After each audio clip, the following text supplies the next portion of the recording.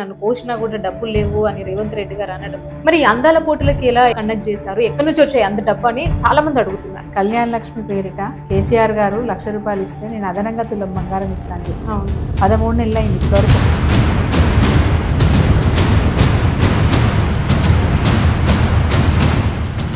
సీతక్క గారు అంటున్నారు ఆ అమ్మాయి అత్యుత్సాహంతో అలా తుడిచే ప్రయత్నం చేసింది, కానీ దానికి ప్రభుత్వాన్ని అనడానికి సిగ్గులేదా? ప్రోటోకాల్ ప్రకారం రేవంత్ రెడ్డి గారు మీకు ఇంకా బాగా క్రెడిట్ వచ్చేది. ఆ జిల్లాలో 2 మహిళా మంత్రులు ఉన్నారు, ఆ మహిళా మంత్రులతో కడిగించుంటే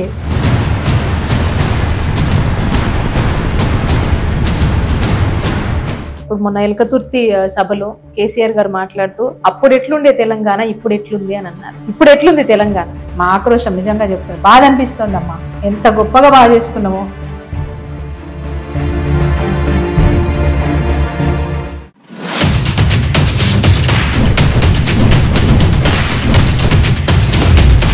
నమస్తే, వెల్కమ్ టు సోషల్ పోస్ట్. నేను మౌనిక. ప్రస్తుతం మనతో ఒక లెజెండ్ పొలిటికల్ పర్సన్ మన ముందున్నారు. ఆవిడ ఆలేరు మాజీ శాసనసభ్యురాలు సునీత మహేందర్ రెడ్డి గారు ఉన్నారు. మేడంతో మాట్లాడదాం. మేడం నమస్కారం. మేడం నమస్తే అమ్మా. ఎలా ఉన్నారు? గుడ్. నేను చాలా బాగున్నాను madam. First of all thank you so much. మీరు చాలా బిజీగా ఉన్నా మాకు టైం ఇచ్చారు, ఆపర్చునిటీ ఇచ్చారు. Thank you so much.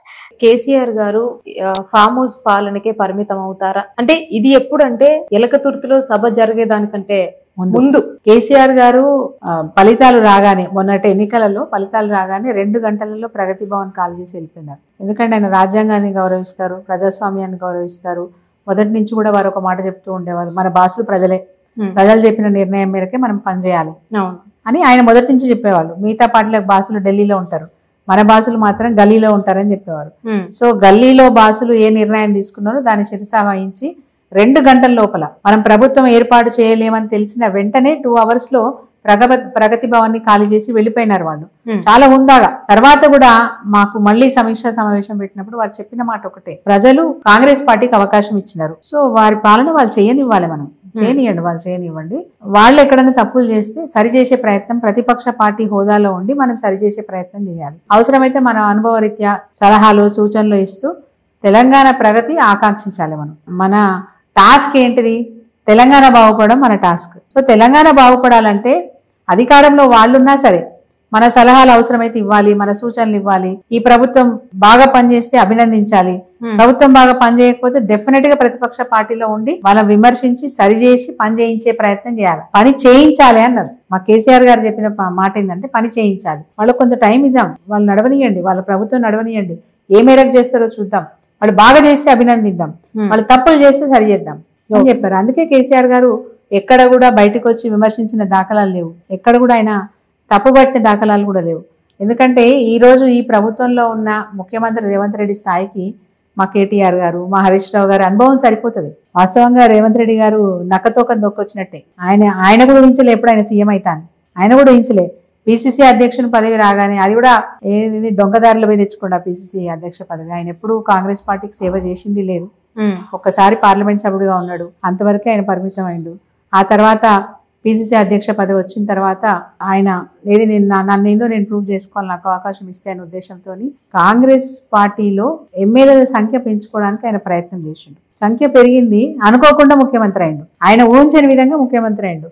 అంటే ఎటువంటి ప్రణాళిక, ప్లాను, తెలంగాణ గురించి అవగాహన, ఎక్కడ ఏది అవసరము, ఏం పని చేస్తే తెలంగాణ బాగుపడుతుంది, ప్రజలకు ఏది అవసరం అనేది ఒక అవగాహన లేకుండా ఆల్ ఆఫ్ ద సడన్ పోయి కుర్చీలో కూర్చుంటే ఆయనకి ఏం అర్థం కావట్లేదు, ఆయన ఏం చేయలేకపోతున్నాడు. సో అలాంటి స్థాయిలో ఉన్న అనుభవరాహిత్యం ఉన్న రేవంత్ రెడ్డి గారికి, పైగా చిత్తశుద్ధి లేని రేవంత్ రెడ్డి గారికి మా కేటీఆర్ గారు, మా హరీష్ రావు గారు సరిపోతారు. మా మంత్రులు, మా మాజీ మంత్రులు ఎవరైతే ఉన్నారో వాళ్ళు సరిపోతారు ఆయనకు సమాధానం చెప్పడానికి, ఆయన అనుభవం గడించడానికి. మా వాళ్ళు సలహాలు సూచనలు ఇవ్వడానికి సరిపోతారు. మా వాళ్ళు నిష్ణాతులు, ప్రతి రంగం మీద పట్టుంది. మా మాజీ మంత్రులకు ప్రతి రంగం మీద పట్టుంది. ఏ రంగం గురించి అయినా ఈ రోజు కళ్ళు మూసుకుని మీరు ఏ జవాబు చెప్పమన్నా చెప్తారు. అంత పట్టుతో పనిచేసిన, పట్టుదలతో పనిచేసినారు. ఎందుకు ఈ మాట అంటున్నా అంటే తెలంగాణ రాష్ట్రం సాధించిన పార్టీ టిఆర్ఎస్ ఉరుఫ్ బిఆర్ఎస్. సో బిఆర్ఎస్ కి కసి ఉండే మనం ఏంటో నిరూపించాలి, తెలంగాణ తీసుకురావడం కాదు, తెలంగాణను అగ్రస్థానంలో అన్ని రంగాల్లో నిలపాలని ఒక కసితో పోటీపడి పనిచేసినాం. మార్పు చూపించాలి, తెలంగాణ వస్తే మనం ఎంత లాభపడ్డాం, మనం ఎంత బాగుపడుతున్నాం అనేది చూపించాలి, దేశానికి చూపించాలి. కొట్లాడి తెలంగాణ తెచ్చుకోవడం కాదు, తెచ్చుకున్న దాన్ని నిలబెట్టి చూపించాలి అని ఒక తపనతోని, ఒక కసితోని పనిచేసింది బీఆర్ఎస్ ప్రభుత్వం. ఆ తపనతోని పనిచేసిన ప్రభుత్వంలో పనిచేసిన మంత్రులందరికీ అన్ని రంగాల మీద పూర్తి అవగాహన ఉంది. ఈ రోజు ఈ పనికి నువ్వు ఏం సమస్య, ఈ పరిష్కారం ఏం చెప్తావు అంటే చెప్పే సత్తా మా మాజీ మంత్రులందరికీ ఉంది, చేసి చూపించగలుగుతారు. ఎలకతుర్తి సభ తర్వాత కేసీఆర్ కుటుంబంలో ఏం జరుగుతుంది? కవిత గారు మళ్ళీ పార్టీ పెట్టే అవకాశాలు ఉండొచ్చా? ఎందుకు పెడతారు? ఏం అవసరం ఉంది? పార్టీ పెట్టే అవసరమే ఉంది? ఆమె పెట్టే బయట సభల వల్లనే తెలుస్తుంది కదా. బయట సభలు పెట్టడం అంటే ఇప్పుడు మీరు ఒకటి గమనించండి అమ్మా, సరే బయట ప్రచారం అవతల వాళ్ళు, ఇందాక నా మీద కూడా మా బీలైలే గారు ఏం ప్రచారం చేసినారో చెప్పినా కదా, అట్లాగే బీఆర్ఎస్ పార్టీలో చీలిక తీసుకోవడానికి బయట ప్రచారాలు చాలా చేస్తారు. నేను ఆ వదంతుల్ని నమ్మను, నాకు అది కనిపిస్తే నమ్ముతా, ఒకరు చెప్తే నేను నమ్మను. రైట్.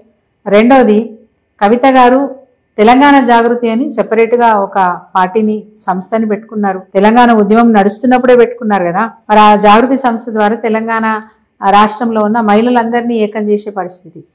అంటే అందరికీ వాళ్ళ భావాజాలంలో తెలంగాణ యొక్క ఆవశ్యకత గురించి చెప్పడానికి ప్రయత్నం చేసినారు.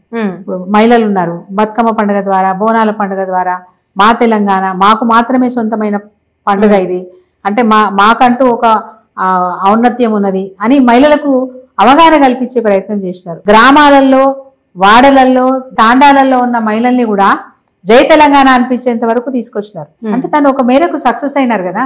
అదే విధంగా మన సంస్కృతిని, మన సాంప్రదాయాల్ని, వాటిని ప్రపంచానికి పరిచయం చేసే ప్రయత్నం చేసినారు.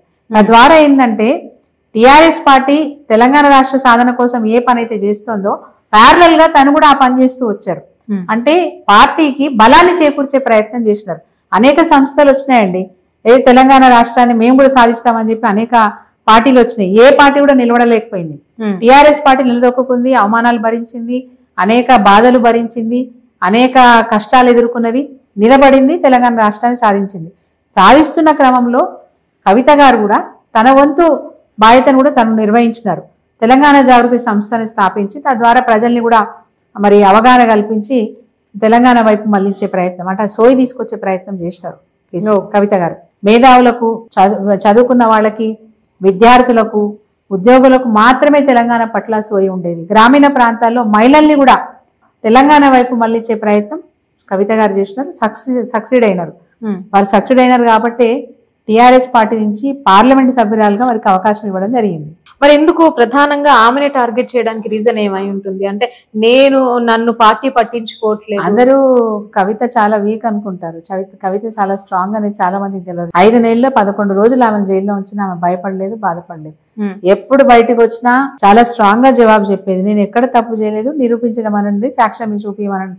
ఈ రోజు కూడా సాక్ష్యం చూపించలే కదా. ఆమెను బలహీనపరచడానికి చేసిన ప్రయత్నం, కేసీఆర్ గారిని మానసికంగా ఆయన మీద ప్రెషర్ పెంచడానికి చేసిన ప్రయత్నం, కవిత గారి అరెస్ట్, కవిత గారి మీద ఈడీ కేసు ఆరోపణ, అది ఇప్పటి వరకు కూడా ప్రూఫ్ కాలేదు. కవిత గారు అన్ని బాధలు పడి వచ్చినారు, ఇప్పుడు కొత్త పార్టీ పెడతారని చెప్పి ఒక ప్రచారం చేస్తే అవతల వాళ్ళకి లాభం జరుగుతుందనే ప్రయత్నం మిగతా పార్టీల వాళ్ళు, మమ్మల్ని విభేదించే వాళ్ళు మాట్లాడితే మాట్లాడవచ్చు, తప్పేం లేదు.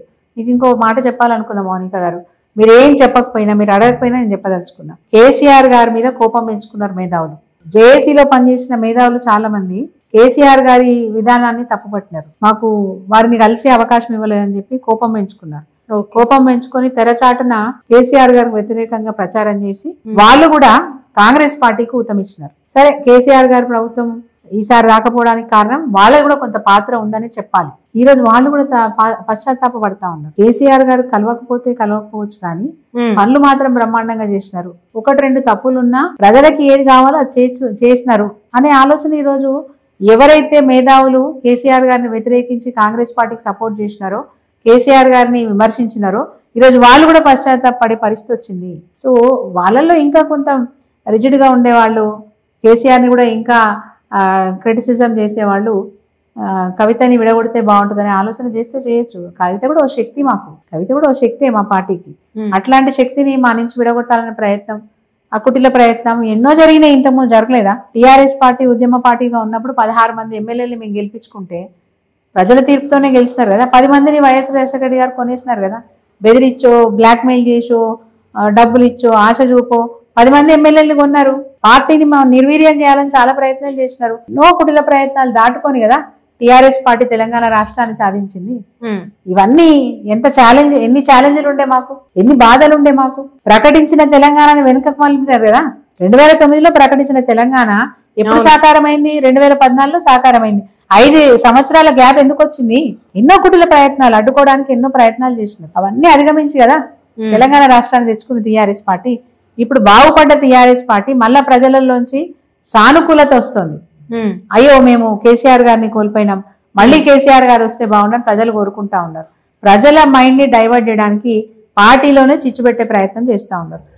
వాస్తవంగా చెప్పాలంటే కొంత మీడియా కూడా మాకు వ్యతిరేకంగా పనిచేసిందని చెప్పాలి. ఉన్న విషయమే చెప్తున్నా. వాళ్ళకి నా మీద కోపం వచ్చినా పర్వాలేదు, మాకు వ్యతిరేకంగా పనిచేసినారని చెప్పాలి. ఇప్పుడు వాళ్ళు కూడా పశ్చాత్తాపడుతున్నారు. కానీ అయినా ఇంకా కొంత ఉంటారు కదా మొండిగా, ఇంకో 2-3 రియలైజ్ కాని వాళ్ళు ఉంటారు.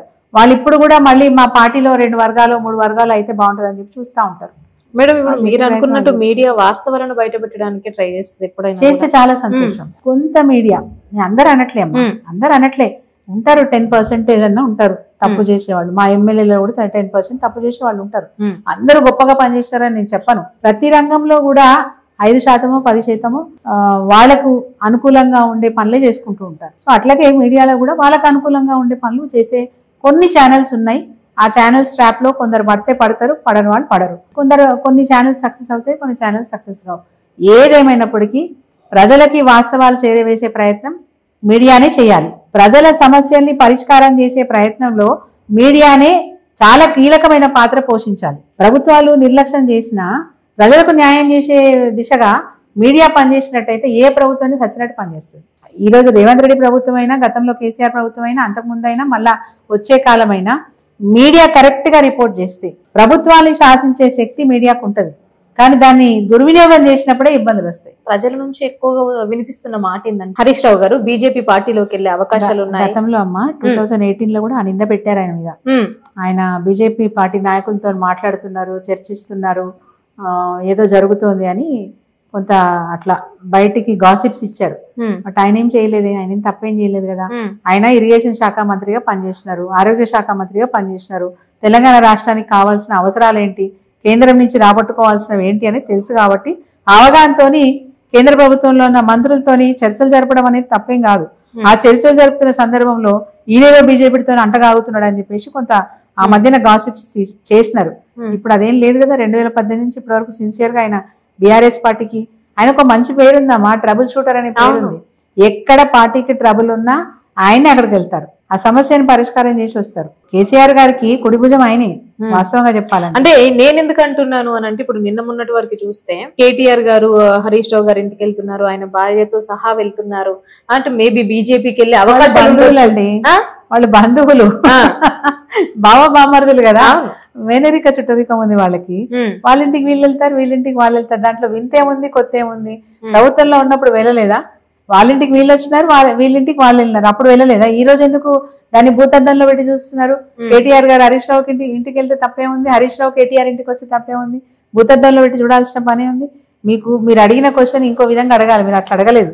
నేను చెప్తాను, మొన్న మీడియా సమావేశం పెట్టినప్పుడు చిట్ చాట్ లో ఒకరిద్దరు ఇంటెన్షనల్ గా అడిగిన క్వశ్చన్, మరి ఏం సంగతి కేటీఆర్ గారికి రేపు పగ్గాలు ఇస్తే మీరు ఏం చేస్తారంటే పని చేస్తా అన్నాడు. He belongs to BRS party, right? ఆయన సిన్సియర్ గా బీఆర్ఎస్ పార్టీ కట్టుబడి పనిచేస్తున్న వ్యక్తి.